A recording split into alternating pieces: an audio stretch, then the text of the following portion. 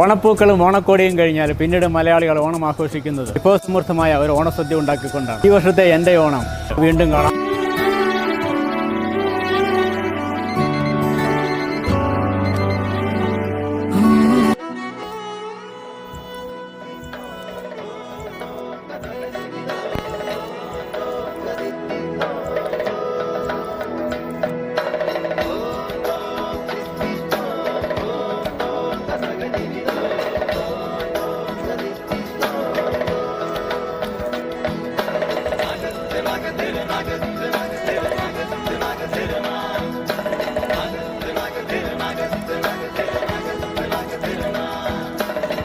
മലയാള തനിമ വിളങ്ങും നാട്,